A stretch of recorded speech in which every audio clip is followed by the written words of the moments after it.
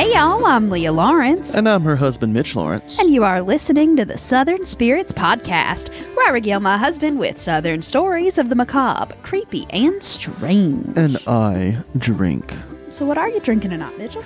Our beer tonight is Jorge Castana, brewed and canned by Against the Grain Brewery in Louisville, Kentucky. What? Wouldn't you put an Inye, like a Stanya? It's not on there. Oh, yeah, there is no Inye. Jorge Castana. It's 10% alcohol by volume. Let's read the can. A beer about nothing. We did this for no reason, so under no circumstances are you to expect anything, except a barrel-aged brown ale with hints of chocolate and nuts. Jorge pours dark and roasty, so don't be alarmed when you ask for another. It's not you, it's Jorge. End quote. And Leah, if you don't understand, on the can... I get it. It's a Seinfeld joke. Correct. On the can is a very nice animated version of Jorge Castana from Seinfeld when he posed for... I guess that... You remember it was like a big ad when he was in his boxers and stuff? It's kind of like that, but, you know, they did their own thing on it, so it's Jorge Castana. Anyway, what I have to say is it's very rich, almost overpowering with how strong it is, but it does have a really, really nice flavor, but it's hard to do anything but sip on this beer. I think I'm going to have one of them and call it a day, because this thing is strong, and it's just a little too hard to really, you know, pound it. Get it down, but it's good. I really like the flavor a lot. Gave it an 8 out of 10. What? Point of order. Can we vote on never saying pound it again? Yes, let's have a vote. Not a fan. I vote that we say pound it. I vote that we don't say pound it. Okay, well, as the pound it master, I will overrule, and we shall continue to say that we can pound it. Let the record show that the co-host is a little upset by that vote, but okay. Duly ignored. Wait, hold on. Duly noted and ignored. There we go. Our shot in the dark for the night, Pina Colada Moonshine, produced and bottled by Sugarlands Distilling Company, LLC, in Gatlinburg, Tennessee. 35% alcohol by volume. Nothing on the bottles. Sometimes there's things on the bottles for these, but nothing particular about this, so we went online. Let's read the online description. Our Pina Colada Moonshine combines the taste of fresh pineapple and coconut milk. This smooth, crisp, and sweet flavor is best enjoyed over ice or out of a blender. This moonshine is coconut forward and finishes with a smooth pineapple flavor. With one sip, you will feel like you're sitting in a beach chair with your toes in the sand. But sip wisely, because at 70 proof, it packs a hidden punch. End quote. Leah, did you try this? I can't remember if you tried it. Yeah, it's very, very sweet, isn't it? Yeah, it's very sweet. Crazy I don't sweet. like coconut, so it's not my thing. Yeah. But if you are into like a real coconutty beverage, this sucker's for you. Yeah, it's pretty good. Not the best, like you were saying, but I do like it a lot. It's just super, super sweet, like more than it should be, I think. Feel like you could pick your own flavor of Hawaiian Punch and chunk a lot of it in there and just let loose. Oh, that's what we should have done, because I didn't mix this with anything. I only drank it on ice, like the bottle, or well, like online recommended. Yeah, and it's perfectly fine, but I feel like if you jazzed it up a little bit, even just put some in some pineapple juice, you could give yourself a little bit of an elevated situation. So I guess pineapple juice made me realize what I'm saying it's missing is some more tang, because it's just sweet. And if it had some more acidity to it, I think it would be really good. We've got a lot of colada and not as much pina as you had hoped for. There we go. I was hoping you were about to say I got all the tang over here, because I was... Anyway, if we can't say pound it, we can't say tang anymore, Leah. What's wrong with tang? Look what you just did. There we go. I didn't say tang. You said tang. Well, I gave this an 8 out of 10 on ice and didn't mix it with anything because I didn't think it needed it. 8 out of 10 overall. That's it for the alcohols. Nice little quick section. And these shots I think are going to be enjoyable, but I don't know. We'll find out. All right, Leah. We're all done. So what's happening now? We have a brand new Possum Passel member. Oh, Yay! shit. Another Possum Passel member? Holy fuck. Let's get into some sound effects here. Just takes me a minute to get the things right. Let's do heartbeat. This one's really subtle. I don't like that. Okay. And let's do a doorbell. New patrons here. The goal's still going, though. I always forget how long that one is. That one's a super long sound effect. Anyway, welcome to the Possum Passel to Phoenix. Hey, Yay! Phoenix. Thank you so much for joining. We appreciate it so much. Are you done? Yeah, we got a parrot squawk. That's probably the closest thing we got to a phoenix on here. We are so appreciative. Thank you so much for pledging to our Patreon Patreon account. Thanks for our Patreon thing. Anyway, it's patrons like y'all that really keep this show going. You've heard me say it before. It allows us to, drink, yes, but also buy server space, upgrade our equipment, that kind of thing, and pay taxes on our business revenue and all of that fun stuff. We really super duper appreciate everything that all of our patrons are doing to support our show. And without y'all, we could not keep this going by ourselves because we both poor state workers. So we appreciate everything that each and every one of our patrons do for us. So thank you to Phoenix specifically. Welcome to the Possum Passel. And thank you to all the rest of our patrons for your continued support.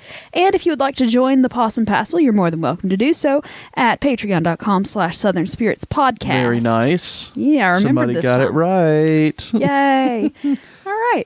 Yay, well, thank Possum y'all. Passel. Thank y'all so much. I enjoy having the alcohol mostly, but like Leah said, everything else. So, and speaking of the Possum Passel, we had one of our Possum Passel members do something incredibly awesome for us. And we're pretty pumped to share that with you as well.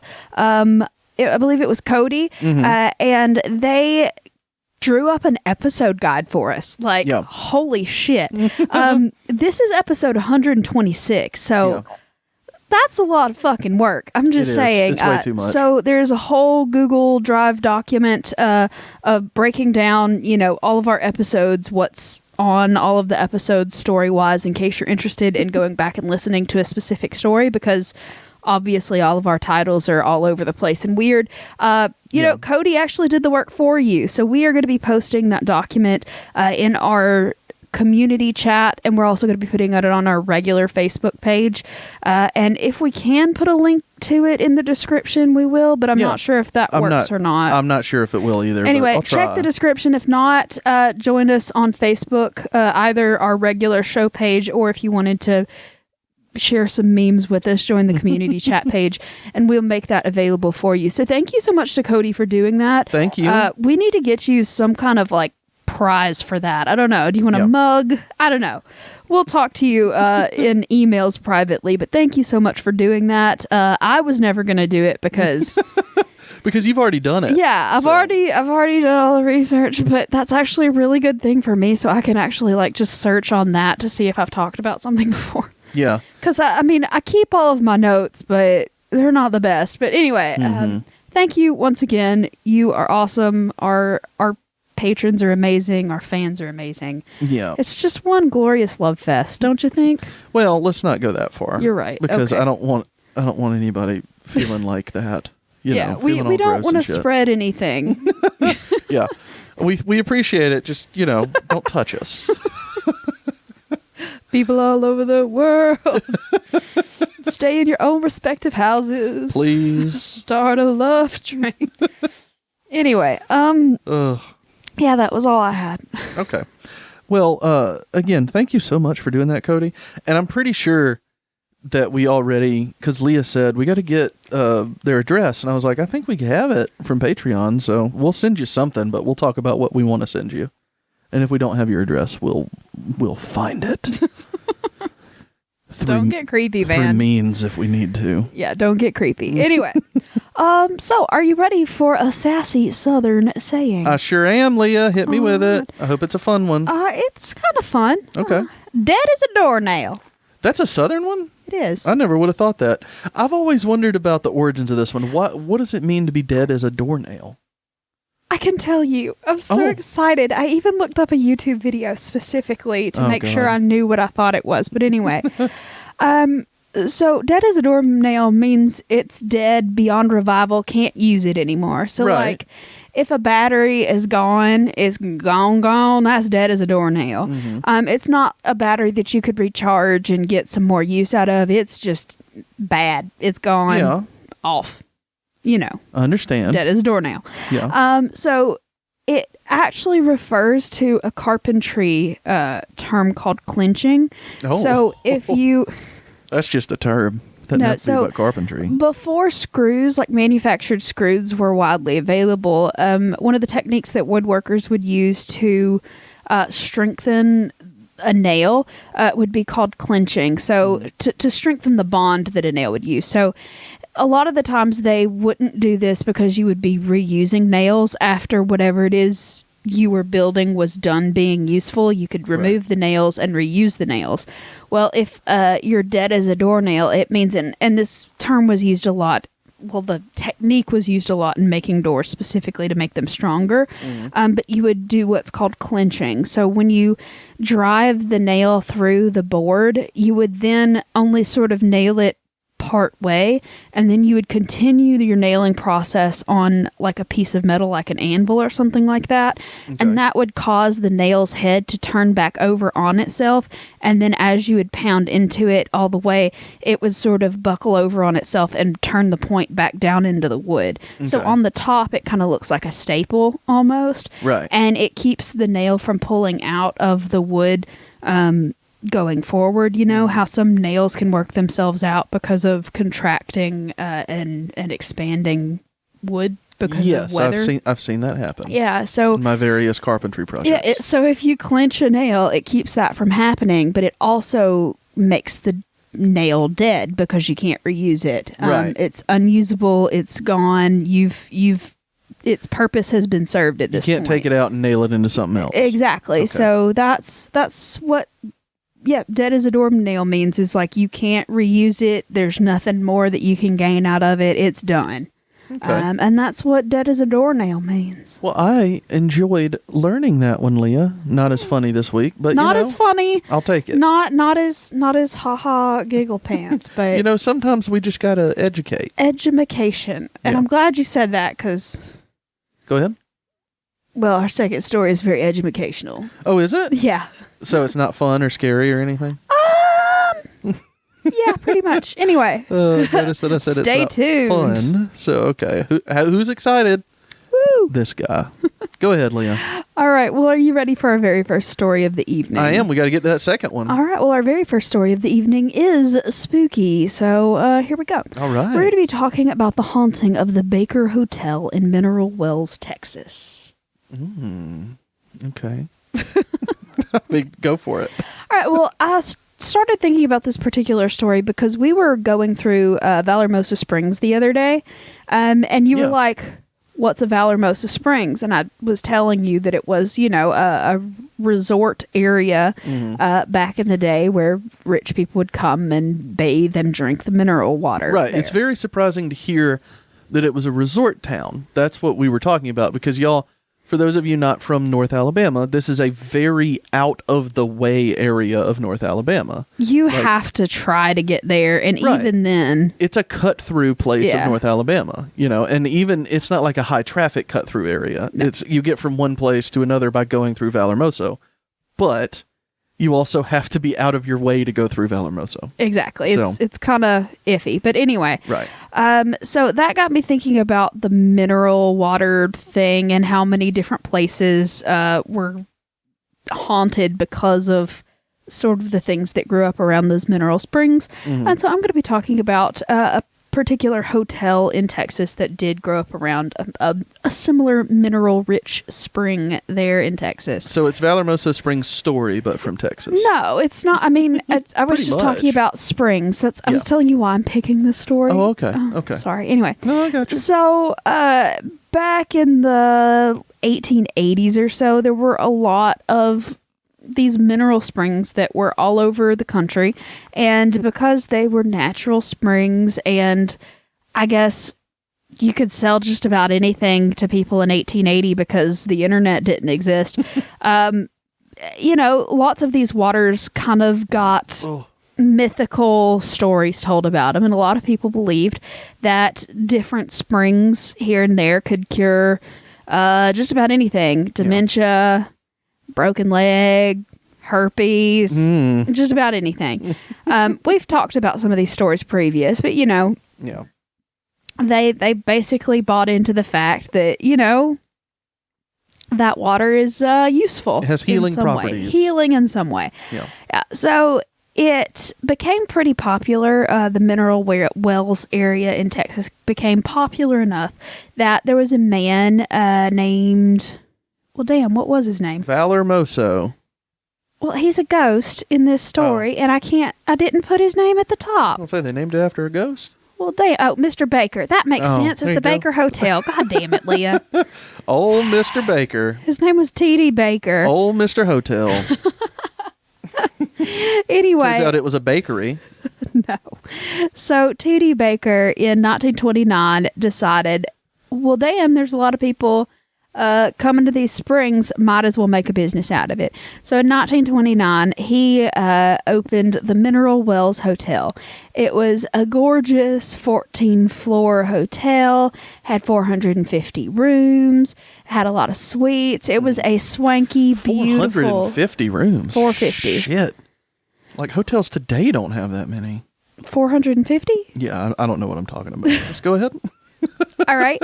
Anyway, and their whole shtick of what attracted people to this hotel was, in fact, the mineral waters. Mm-hmm. Lots of famous people have stayed there. The ones that I could find were the Three Stooges.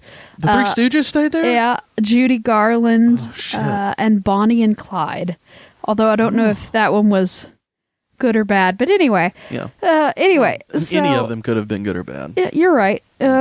But anyway, it was at the time period a $1.2 million hotel. So that's a fucking lot. It's like $6 billion today. It was a lot, and it was in 1929. So unfortunately, that wasn't a really great time to open up a hotel because, you know, the Great Depression and World War II were just around the corner. Mm-hmm. So, you know, it was not great, but still, it was a pretty thriving hotel for a short period of time. But the hotel today is abandoned. You can still take ghost tours through it with permission from, you know, the city, and there are different organizations that have, you know, clearance to go through this building, but it is not an open and active hotel. It is just a tourist attraction that you can go through with authorized groups or whatever. Yeah. But Mr. Baker opened the hotel in 1929. It was a gorgeous hotel, spas and pools filled with the mineral water from the area. Lots of rich and famous people showed up, but also a lot of sick people showed up because they believed that it could cure everything from consumption to mumps, you know. So what is consumption? It's what people used to call tuberculosis. Okay, yeah. So just their lungs were all fucked up? Mm-hmm. Yeah. Okay. And the hotel actually ended up going bankrupt in 1932 because obviously, but it was purchased by new owners and it stayed open for a while. But then in World War II, the government took it over and used it as housing for military dependents. So the families of you know, officers and whatnot. Right. So from 1941 to 1944, it served as a military building. And then they reopened it as a hotel in 1963, but in 1972 it closed down again, and it has been, as far as I can tell, closed since then. But apparently lots of the people that came to the hotel stuck around after they died.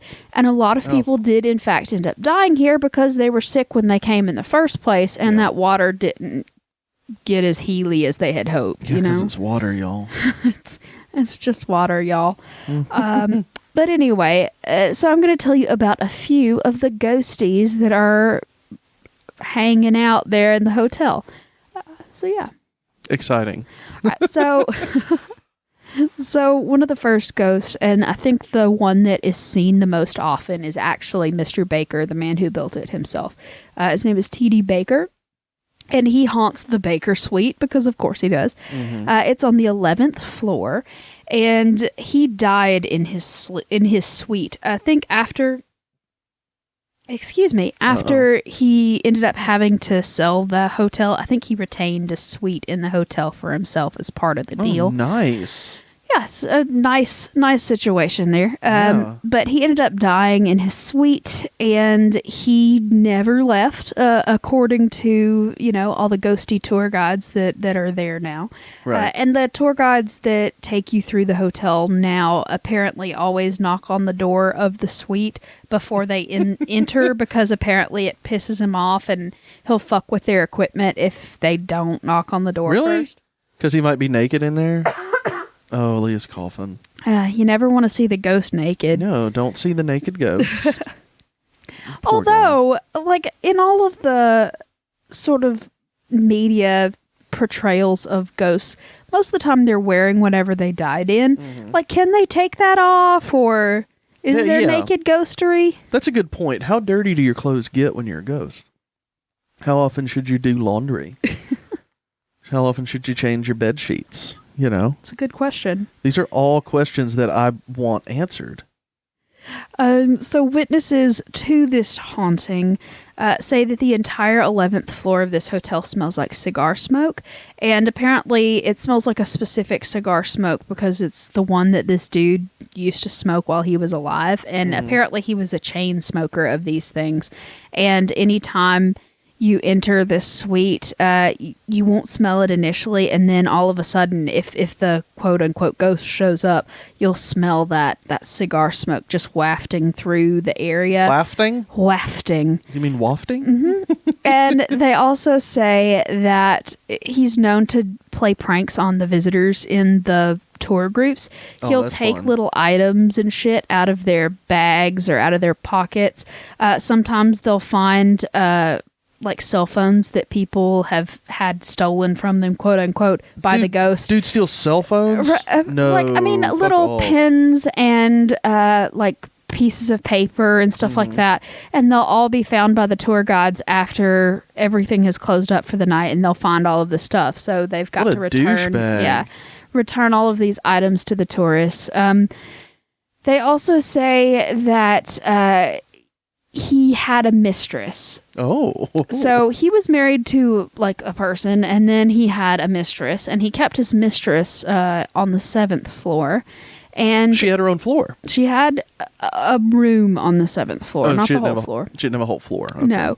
And apparently her ghost is also pretty well known in that hotel, and she's seen pretty frequently as well. And she's said to have jumped from her 7th floor window for suicide purposes. Oh. And they don't really have a story as to why she committed suicide, but they just say that she did, and she kind of ended up sticking around as well. And a lot of people see her, just hanging around on the 7th floor and being really flirty with a lot of the guests. Hello. So she was really, kind of a swanky, beautiful red hair, bright green eyes, like just a beautiful even ghosts lady, have needs, and she likes to poke at sort of a lot of the male visitors and flirt with them and that kind of thing. Poke at them, yes. Sort of like pinch their butts and that kind of thing. So anyway, shot in the dark. Oh God, sexually assaulting ghost here. The mistress's spirit is known best by the scent that fills a room when she is present. What is the scent? Is it sexual deviance? No. The scent of sexual deviance is a little bit sweatier than what I'm talking about. It's gross. So is it A, gardenia, B, rosemary, or C, lavender? I don't even know what a gardenia smells like. I'm going to say gardenia. You're wrong, and it smells awful. Well, that is my least favorite smell. It gives me headaches. I'm sorry. It's lavender. I wish I wouldn't have gotten you that gardenia perfume for your birthday. Because I didn't know what it smelled like. I was excited. Gardenia, it's just a very, very sweet, perfumey, like just flowers, but in the worst way possible. Like, I don't like gardenia. I had butt flowers. My mom's mom used to wear perfume that was gardenia scented, and I hated it. It was awful. She either wore that or Elizabeth Taylor's White Diamonds. Both were incredibly strong. What's that tree that smells like ass? You know what I'm talking about? They're just, everybody hates them because they're a nuisance, but they're kind of pretty. Bradford pears? Might be. I'm not sure. There are trees down here in the South, y'all, that everybody hates because they're pretty much a weed, but they grow up and they're kind of pretty, but they smell like absolute ass. Bradford pears do smell like ass. That's probably it. Anyway, I'm going to take this shot. How was it? Pretty good, but... Good. Oh, it hit the back of my throat. Never mind. It's very strong, but it's way too sweet. Yeah. So she's been seen a lot, but the first sighting that was recorded of seeing the mistress was in the 1950s by a hotel worker, and she just described her as having, brilliant red hair, bright green eyes, and she smelled like lavender. In the 70s, she was also seen again by another maid that found broken glass all over the 7th floor, and some red lipstick staining, which apparently the ghost is also wearing red lipstick. And does it smudge in the afterlife? Yeah, is it a liquid lipstick? I need to know. That's a very good question, because why is she able to, spread her lipstick around? That doesn't make sense. If she died in the 30s and she's still got lipstick on now, I want to fucking know what she's wearing. Yeah. Give me that brand name. I need to know, ma'am. Please. Get a Ouija board up in that bitch and go, ma'am, we need to know what brand. Tell me what you're wearing.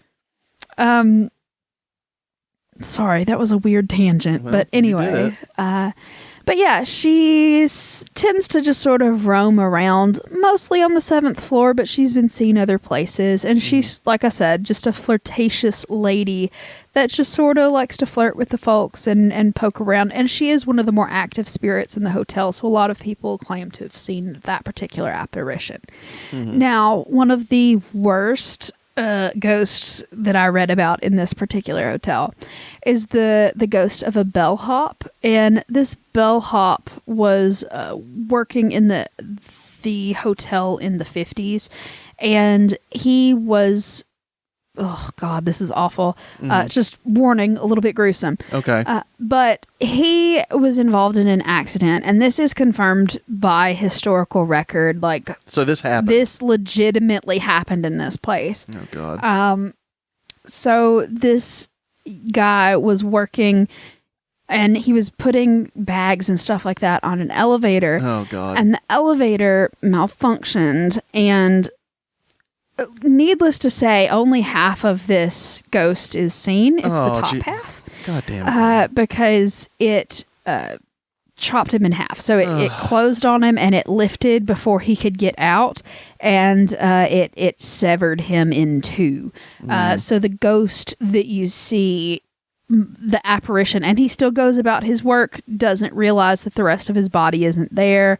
And you'll only see the apparition of the top part of him, just sort of... He doesn't realize it. Nothing underneath, and just carrying bags around. Being all what the fuck? Excuse me. Nothing under here kind of situation. Y'all didn't see it, but Leah motioned to her bottom half and went, nothing under here. Which she says to me quite often. When I get all sexy and dance in the living room, she points to her undercarriage and goes, nothing under here. Oh, anyway. So, like I said, that one legitimately 100% happened, and it grosses me out. The whole elevator thing freaks me out anyway. I don't particularly love them, and it just, ugh. Anyway. So, there is another ghost that's in that same area of the lobby that's seen a lot, and it's supposedly of a young boy that passed away from leukemia in about 1933. They came there to cure the leukemia? They brought them there to bathe him in the mineral spirits. That's not the same thing. That's what we got. No, it's healing moonshine. No, in the mineral waters to, try to cure him of the leukemia. And obviously that did not work. No. But he and his dog are often seen throughout the lobby just running around and playing. His dog? Did the dog die too? The dog have leukemia? It just says they have a dog with him, so I don't know if he found a ghost dog in the afterlife or his dog died with him. I don't know. You're coming with me now. But either way, him and a dog are also generally seen just sort of playing around the lobby, having a good time, you know. But a lot of people would think that a hotel like this that's super duper haunted would be really like awful and dark and depressing. But I've read a lot of the stories that it's a happy haunted hotel. Pretty much when you go through a lot of these stories and a lot of different crews have brought in mediums and that kind of thing, and most of the mediums say, yeah, no, everybody that is in this hotel isn't here because they suffered here. They're here because they really enjoyed it in life and it was super chill and they just decided to not leave. Well, okay. So apparently a lot of the ghosts that are living there aren't tortured, aren't, you know, in excruciating afterlife turmoil. They're just chilling at the spa. So, like, that sounds great to me. It's just a relaxing afterlife. It's just chill. Like it's not Hotel California can never leave. It's like, I don't want to leave. Fuck y'all. Yeah. Have you seen the pool? Like, fuck y'all. I'm going to stay here. Thank you. Did y'all see that waterfall that leads right into the spa? So, damn. It is. It's a happy ghost hotel. Yeah. And they say that the windows often open and close on their own, which is weird, but... yeah, that seems like it might be ominous and not happy. So, you know, I'm just saying. They say that the windows, people that work nearby will report the windows being open and closing themselves at odd hours of the day when no one's in there, because most of the time they only run those tours at night because flashlight tours are... Yeah, it's a thing. Are way more popular, and you can make way more money doing that than you can in the middle of the day doing a historical tour. Right. So, I agree with you. I mean, it's more fun. It's more in the mood, spooky, that kind of thing. So yeah, and they say that these windows and stuff will open and close, and it's just sort of spooky. So there's that. But for the most part, it is a happily dappily little ghost hotel, and everybody's hanging out and having a great time. When did you become Ned Flanders? Who? Happily dappily hotel. You know, I've never watched that show. Yeah. I know who you're talking about, but I don't know that show. Sorry. I wasn't allowed to watch it as a kid. That's ridiculous. I'm sorry. But anyway, most of that information came from partially Wikipedia, but mostly a website. That's the word. That was hard. Go. A website called hauntedrooms.com. And it's seriously just a whole thing about haunted hotels, like a whole database of just the different haunted rooms in different hotels across the world, which is really fun. So if you want to stay in like a haunted hotel and like learn about which room is specifically haunted, consult the haunted database. Rooms is a really neat kind of resource for that. Consult the database first. Speaking of databases, in one of my classes, we're using this database software called SQL. Fucking hate it. Oh my God, it is the worst. Databases can eat a dick. Other people need to look up shit for me. That's what I say. Leah. That's it. That's all that I've got. That was your contribution to the whole thing, was databases? Yeah. Databases are fucking awful. Ugh. This reminds me of, did you ever read the book Tuck Everlasting as a child? You had to have. Yes, Loved it. Of course. Loved it. The movie was kind of meh, but the book was so good. The movie was fucking awful. Oh my God. But yeah, the book was great. It was such a good child book. I loved it. Child book? Well, we read it in like 4th grade, so, you know, don't know what you want from me. But the term child book is sticking around. I think children's literature is more appropriate, not child book. Yeah, child books. We said the same thing. You got any child books? Hey, walk into, y'all got any child books? Excuse me, sir. I don't think you're allowed in here. Yeah. Sir. You shouldn't be here. But yeah, child books. You know what I'm talking about. I know what you're talking about, but I hate the phrasing. But yeah, that was our first story of the evening. How did you feel about that one? I enjoyed it. I liked it. It reminded me of Tuck Everlasting, and great book. Might have to read that again, see if it holds up. It's 2020. I read that in like 1998, so let's just say probably not. No, it is actually a really good book. Well, we'll see. We'll see. Next week's Midweek Minis, we are reading and reviewing Tuck Everlasting. We're not. That's what we'll do for Midweek Minis. We'll do a chapter per week of Tuck Everlasting. Live read. I'll read it to you. That might infringe on some kind of copyright if I'm releasing that. You can't do that. In fact, I think I've talked to you about copyrighted and that kind of thing material before, and how you can't do that without the author and the publisher's permission. Well, just by the way. I'm not worried about it. Anyway. We'll see you next Wednesday for Chapter 1, Tuck Everlasting. We're not doing that. All right. So are you ready for a second story of I sure am, Leah. I'm so excited for it, too. Yeah, so this one's the more educational one. Yay! There is, like, kind of ghosty stuff, but mostly this is just education for education's sake. So if anybody else wants to, like, leave at this point, feel free. Yeah, this will not be enjoyable. No, Sorry, everyone. It's very interesting, and it's a very important part of Southern history. Also known as not enjoyable. No, it's very interesting, and I think more people should know about it, and that's why I'm talking about it specifically now. And I think you'll see why it's really important right now, of all times, to be doing this particular story so more people know about it. Okay. So yeah, I'm going to talk about the Battle of Blair Mountain. And that happened in West Virginia. Okay. And it's happening around what they call the West Virginia Coal Mine Wars.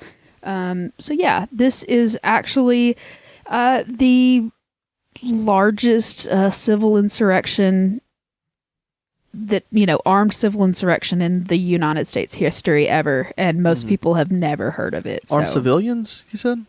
Yeah, so the U.S. Army did in fact fight against and use military power against civilians, and they this is the only time that U.S. Air Force has ever been used against civilians. The Air Force? Yeah. That's exciting. And granted, it was, biplanes and shit. It wasn't like... Yeah. They weren't bombing people. I mean, no, they were bombing people, but mind. It was... yeah, anyway, we'll get into that. But, so yeah, that's sort of a preview. Anyway, so like I said, if you're super only here for ghosts and shit, I mean, this isn't the story for you, and I'm sorry. But if you're more interested in, this is gruesome. There are murders, crime all around. So if that's more your gig, stick around. That's what we're talking about. So, all right. The battle for Blair Mountain was, in fact, like I said before, the most violent labor confrontation in U.S. history. And it was between coal miners that supported unionizing, and it was fought against the coal companies, and it involved the U.S. Army specifically. Okay. So it needs a little bit more background, because if you don't understand why they were so pissed off in the first place, you're not going to get it. So a little bit more background into coal country and sort of the atmosphere and the society that was happening at that time. So in the very late part of the 1800s in West Virginia, there wasn't a whole lot of work beyond coal mining. You get your standard subsistence farmers, you get people that are in the logging business, which also has very similar issues as the coal business did. But for the most part, if you weren't a miner, you weren't much of anything. You weren't living in West Virginia. Everybody was doing it. And so it wasn't just a job. It was everything in their lives was related to the coal company in some way. You lived in a town that was built by the company, that was run by the company. There were no places to buy food at all except for the company store, and you were required to buy all of your supplies and equipment there. Right. We've talked about stuff like that before. And what is really awful, shot in the dark. Oh, here we go. Nope. Oh, got the ad again. Miners were also not paid in official U.S. currency. They were paid in company printed currency.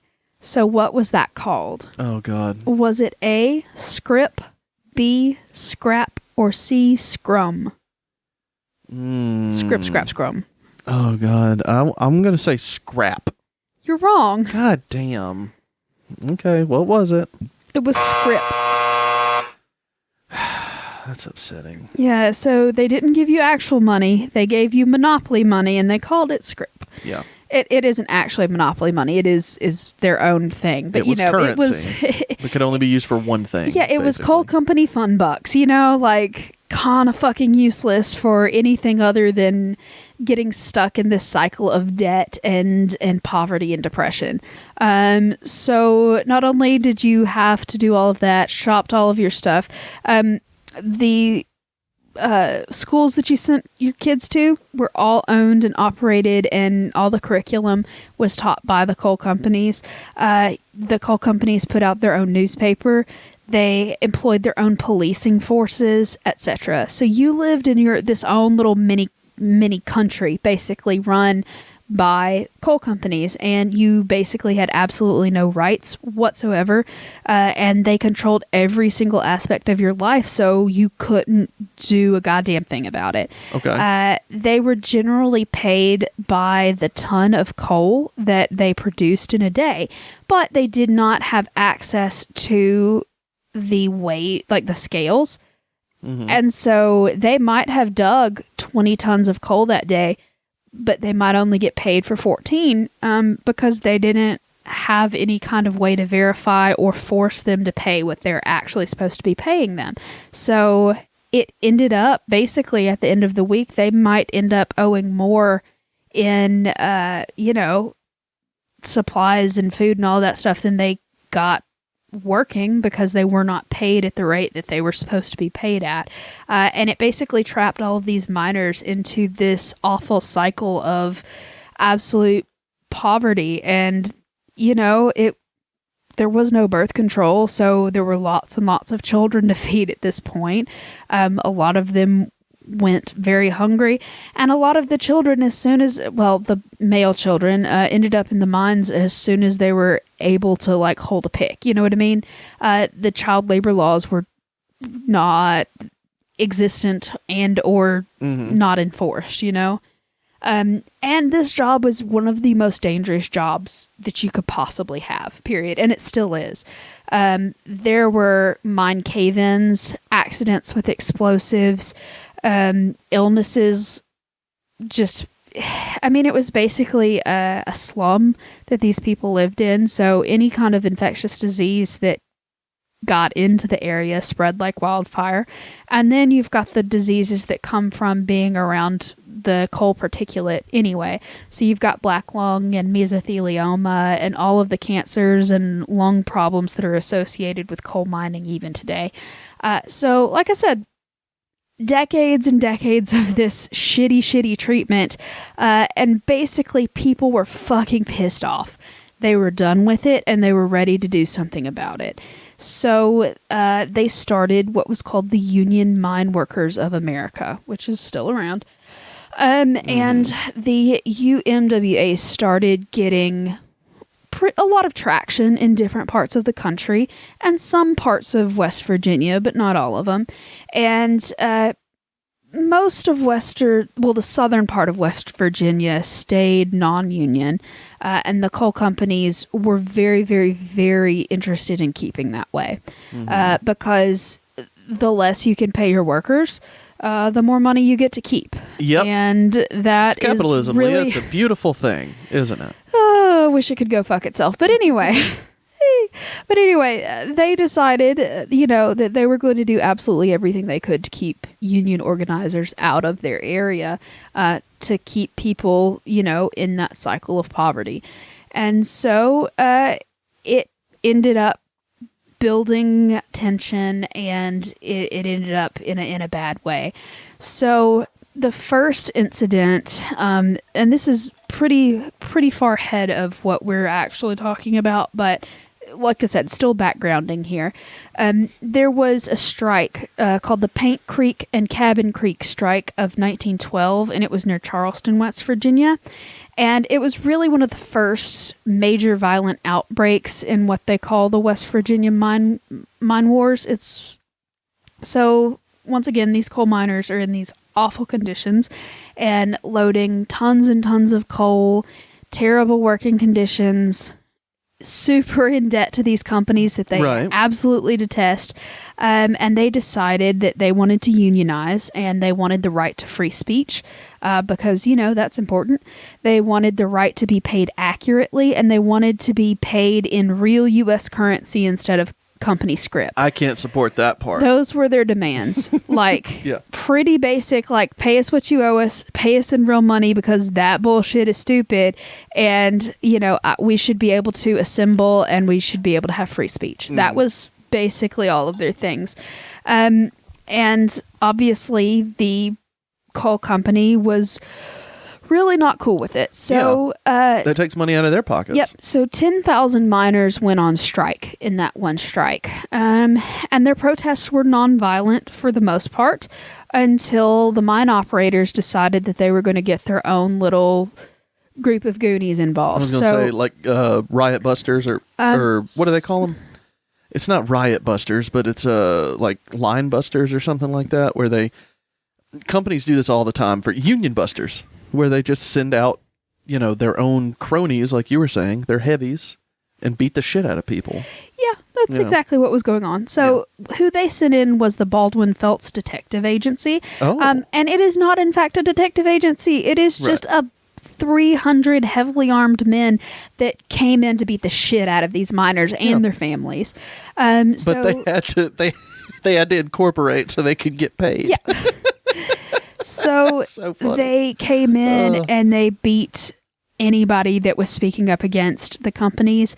There were sniper attacks. They sabotaged mining. Attacks. Fucking shit. They sabotaged mining equipment and ended up causing lots of harm to the miners in the, So they hurt the company to hurt the miners? Because sabotaging the equipment hurts the actual company, not necessarily. It's going to injure those individual miners, but then the company has to pay for more equipment. I think it was more like a cave-in situation where they killed a bunch of people at once. Okay. But miners were also forcefully taken from their homes. So, all of these miners are in homes that are owned by the company, and if they're striking, they're not paying and their rent. So, basically, they end up forcefully removing entire families from their houses, and they force them to live on the streets in tents.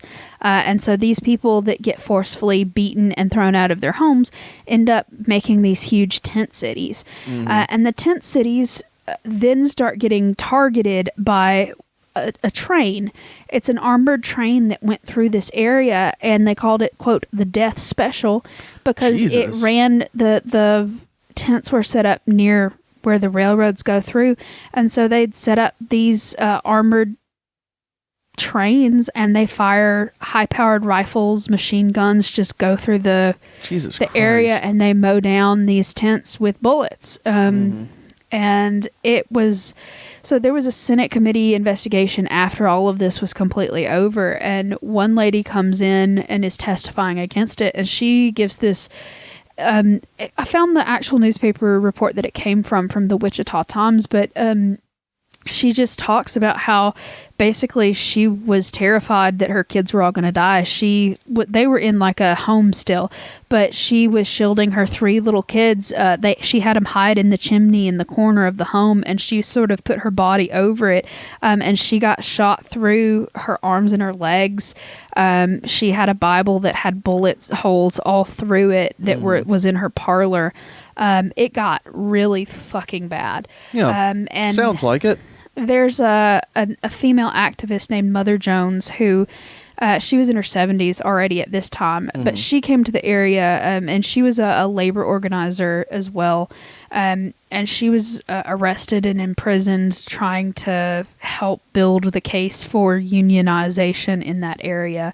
And she's actually an incredibly interesting... I've heard of Mother Jones. Yeah. And I mean, there's a publication that has that same name that's still around today in the spirit of what she did. But like I said, she's a very interesting figure on her own, but she's not who we're focusing on right now. Right. But like I said, months and months and months of all of this was going on. Over 50 people, but probably that number is way more than what they reported, ended up dying because of all of this shit. And then also that doesn't count all of the people that died from starvation and sickness, because there was like no food to go around, because the only people that had food were the coal miners or the coal companies. So it was absolutely fucking miserable. And so things, for the most part, kind of went back to normal, which is a problem. I was going to say, normal, you mean the company got everything that they wanted. Exactly. Okay. They were successful in keeping the unions out of their area. So about 6 years later, a lot of the unionized miners in other parts of the country, and even in like the northern parts of West Virginia, started having victories against these coal companies. They had about a 27% pay increase, which was huge. They had... Where they were getting actual money, They were getting actual pay instead of company scrip. They were going towards having more protections in place for miners and, inspecting safety things and that kind of thing. Like, big strides as opposed to where they were previously, So the United Mine Workers of America starts having a huge group, like a bunch of people start signing up to be a part of this union. So in the spring of 1920, 3,000 miners from the area that we're about to talk about, called Matewan. And I hope that's how you say that, because you never know. No, I have with no places idea. around here. Yeah. It could be Matawan for all I know, but I'm going to call it Matewan because that's how it's spelled. But anyway, about 3,000 miners from the area had joined, but the Stone Mountain Coal Company was not happy with that, and they did not want any union, anything happening in their company towns. So the miners, in fact, though, had some public officials, I guess, on their side at this time. So the mayor of their town and their sheriff were both supporters of the miners and not the coal companies. So when the coal company came in and they called the Baldwin Felts Detective Agency folks back in, the sheriff met him at the train station, and they sort of had a bit of a fight, and they ended up getting into town anyway. They threw 6 or 7 mining families out of their homes, all of their possessions. It had been a bad rainy season at that time, so they were out on their asses in the rain. They had roughed them up pretty bad. And word spread all over the town that this had happened, and the Baldwin agency folk had been assholes again. And word spread throughout the town about all of this stuff. So a huge group of miners go to the train station to sort of head them off and beat them up because they were assholes. And the sheriff had promised that he would just go ahead and arrest the men there, the Baldwin people, for, roughing up the citizens or whatever. And so it ended up in a bit of a fight there at the Chambers hardware store, which that building is still there. Anyway, but the mayor ended up getting shot.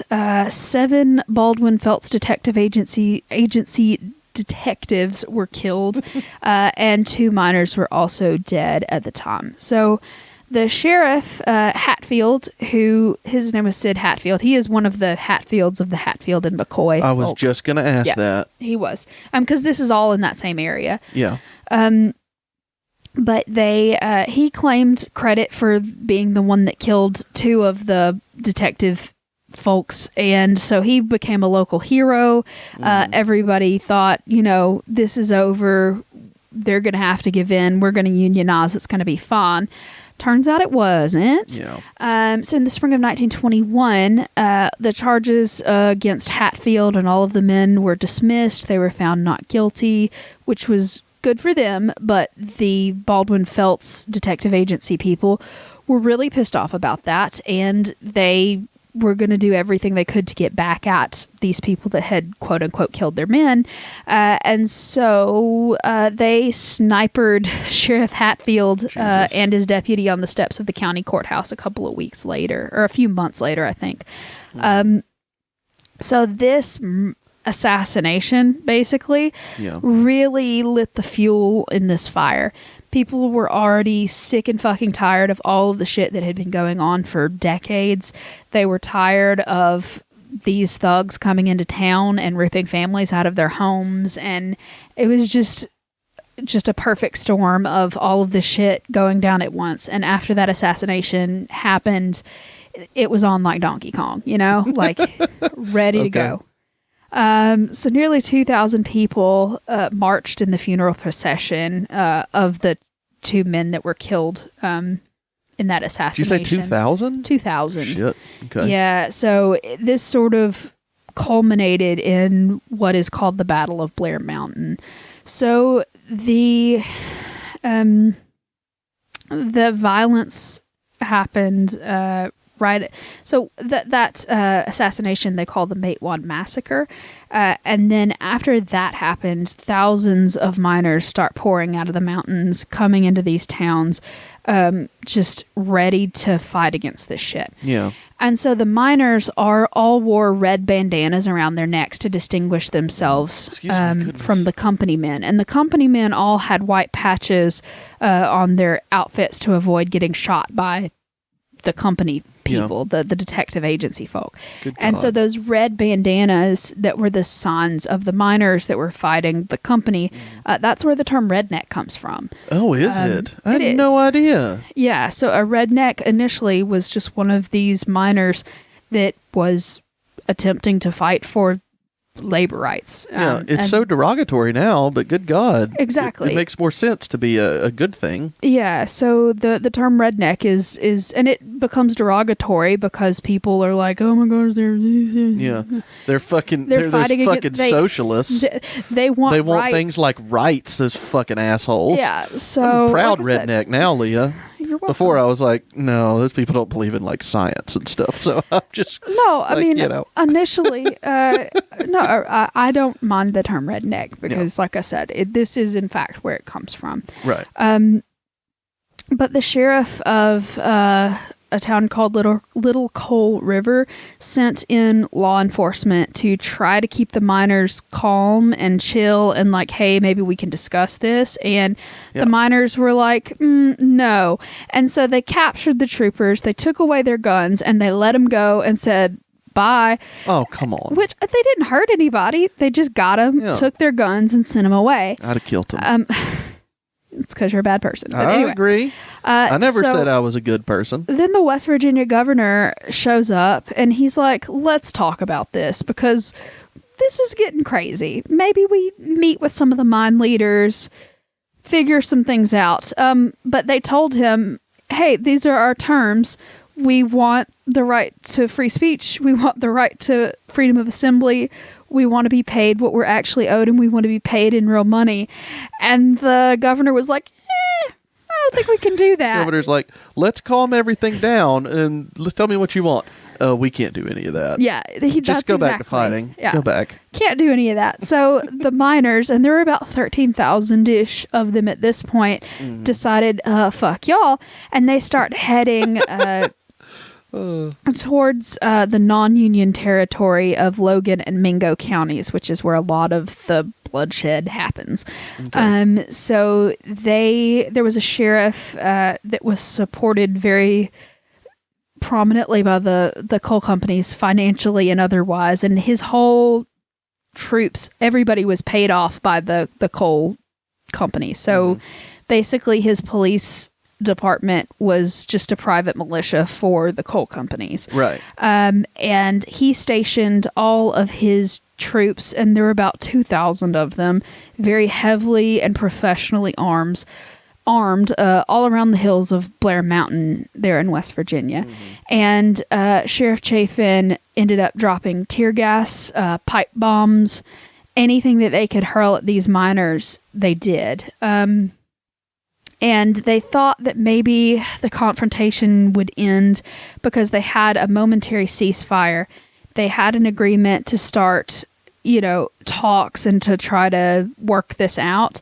So some of the miners start to head home, but the ceasefire basically breaks when it was discovered that Sheriff Chafin's men, instead of actually having a ceasefire, were going through these mining towns and shooting miners and their families in the streets in Sharples, West Virginia. The sheriff was doing this? The sheriff's men. Right. The deputies, basically. I mean, the police force. Right. Let's just leave it at that. And so everybody obviously was like, okay, you want to fight? Let's fight. Motherfucker. Listen up. Yeah. And so they end up having to call in federal troops. So who did? The sheriff? Yeah. Okay. Well, that's because they were fucking shooting people. Yeah. I mean, they didn't have to do anything. Yeah. The federal government is the bad guys in this situation. I'm just saying. Well, the government. It seems like the federal people became a problem later, but it started with the local police force. Yes, it starts with a corrupted local police force, right. and capitalism run rampant. Yeah. Which but is how it should be. It should be rampant. Free market, unchecked, Leah. I see you've never taken an economics course. I have, actually. Yeah. Thanks. Yeah. And apparently you learned nothing. You're not wrong. Anyway. Yeah. So August the 25th of 1921, the battle got pretty bad.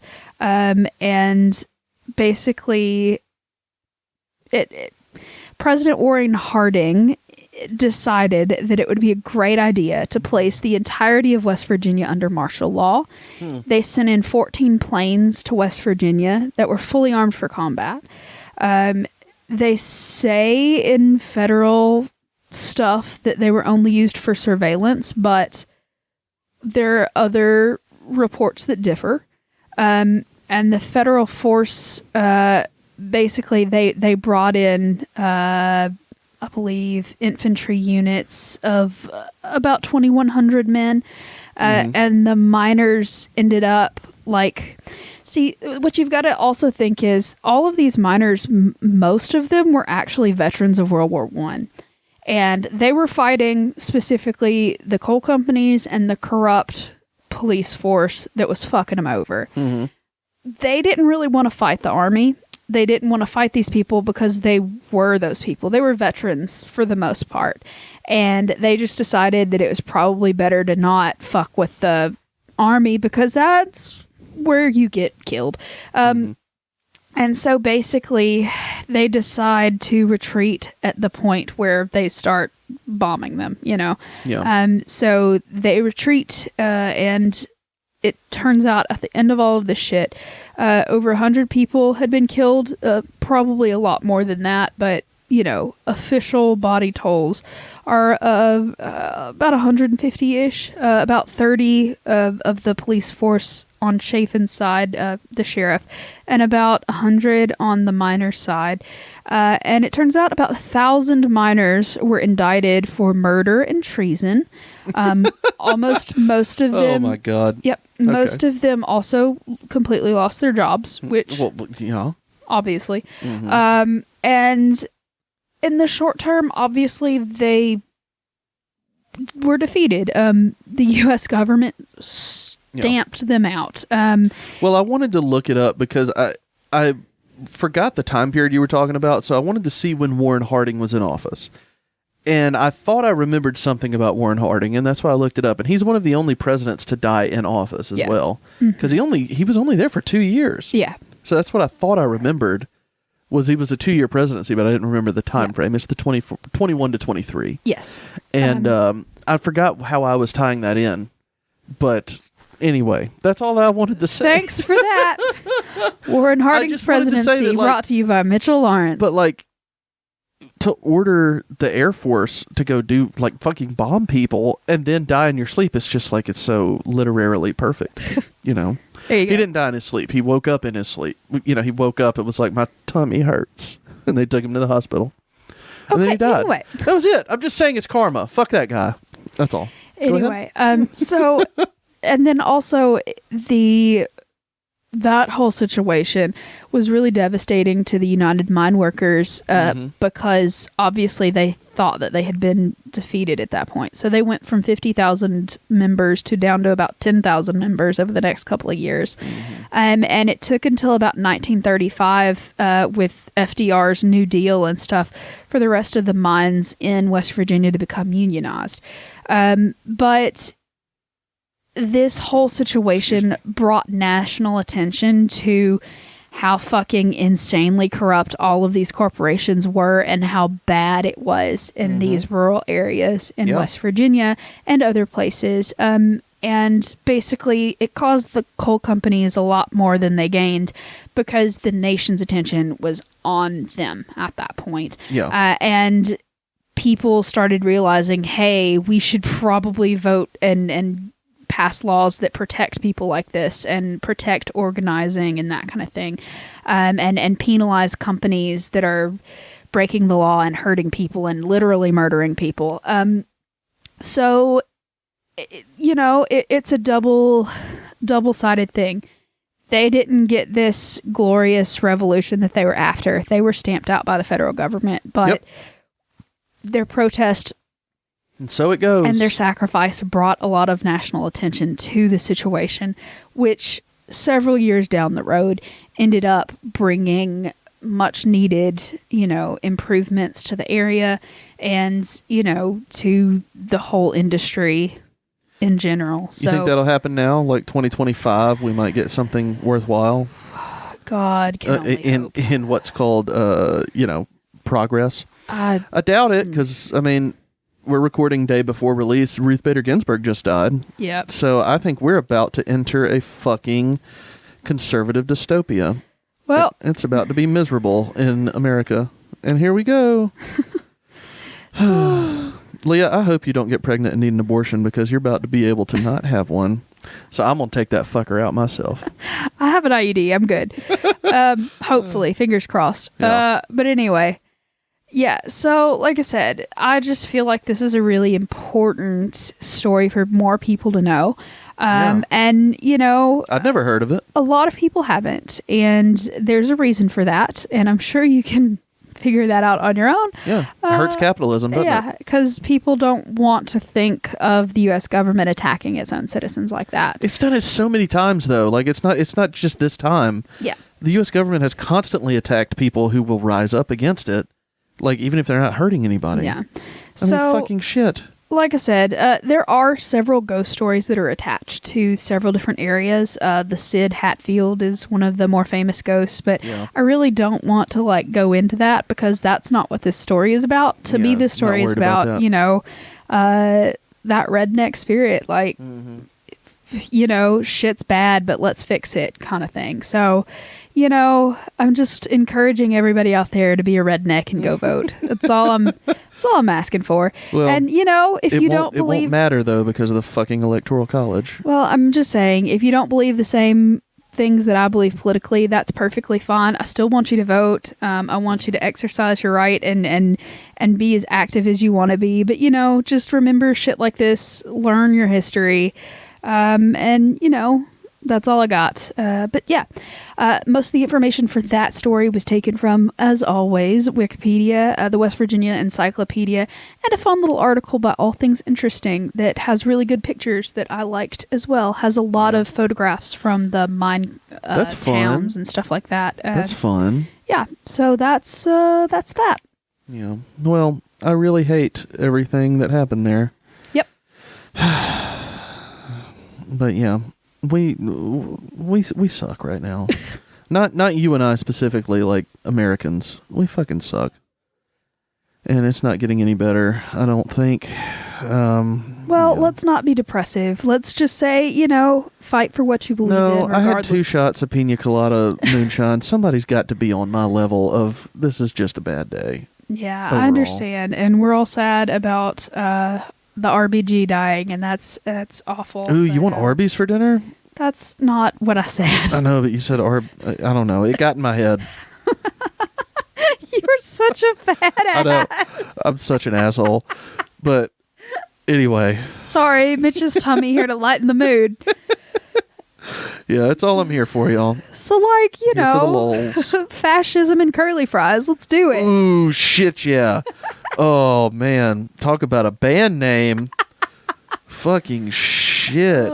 I'm more of like a socialist French dip myself, but whatever. Oh, that's great, Leah.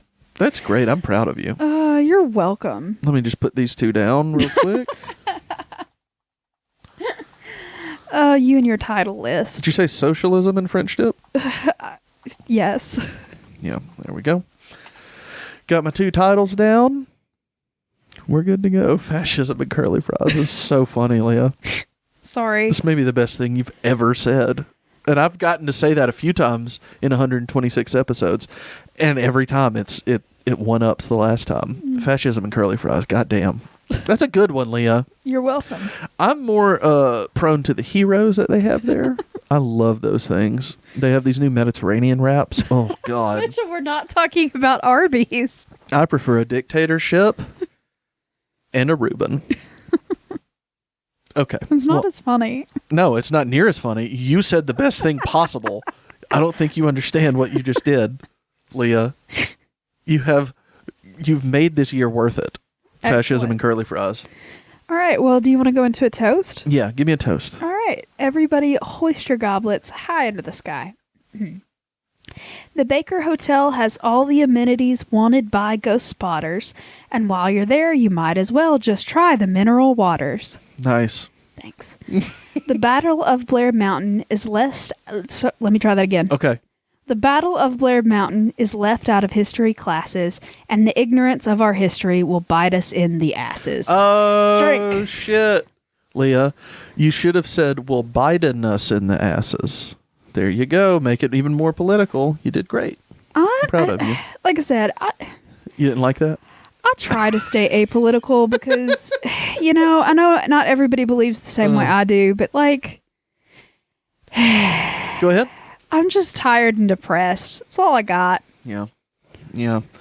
It's been a long year, bitches. It's been a long year. I made a serious request or suggestion to Leah a few weeks ago, and she just kind of was like, laughed it off. But I was like, do you want to just move to Canada and like get the fuck out of here? Because I really think this country is about to collapse. No, I legitimately can't handle snow. Well, I mean, I can't handle fascism more, but like snow is the fucking worst, y'all. yeah, I mean, take a pick. Take your pick. Snow or fascism. That's where we're headed, Leah. Sweetheart, I don't think you know how much I hate the snow. Although I will say this, as a straight white male, it's looking pretty good for me. Coming up real soon. But I don't have a lot of money, so they could shoot me. I was going to say, well. you're poor as hell, so not I don't helping. know, but I have everything else going for me, Leah. I'm gluttonous. I am straight and white, and I'm employed. I'm just saying things could look really well for me in about 2 years. Yeah, well, I'm a lady, so yeah, I'm that's scared. my point. I'm not worried about you, Leah. I am severely narcissistic and looking forward to only when I get to rule the day. I'm non-straight and I have a uterus. Things could get bad real quick. Well, again, I'll keep the dogs. You go wander, do whatever you need to do. This is about to be my favorite place in the world. How exciting. You enjoy yourself. Yeah, I'm not going to at all. It sounds miserable. If I just want to hang out with other straight white guys, I'll just play golf all the time. And I'm not good enough to do that. And I don't like it enough. Like, I like playing golf, but goddamn, it gets old in a hurry. Fucking shit. I don't want to eat just a cheeseburger for the rest of my life. Like, give me something. Anyway, straight white people, how y'all doing? It's good to talk to you. Perfectly fine, and they have been for quite some time. I mean, we can import pizza and stuff. We'll be all right. We think we've kind of figured it out now. Straight white people can make pizza and tacos and stuff, right? It's about to be a hell of an America, Leah. I hate it. All right, well, you want to outro us? Yeah, thanks for everybody for listening. This is not going to be an upbeat one. Sorry for that depressing outro tag. Join us on Facebook and Instagram and Twitter, and give us money at patreon.com/Southern Spirits Podcast. I need to take a nap. I'm done with this. Send us a postcard or any other fun stuff to P.O. Box 1743 in Hartselle, Alabama 35640. And send us an email, southernspiritspodcast@gmail.com. And for real, thank y'all so much for listening and supporting, and to the patrons for giving us all that lovely, lovely cash for the booze. Am I right, Leah? Yeah, because that's all that we're doing with it. Well, I guess that's it. See y'all next time. Bye, y'all.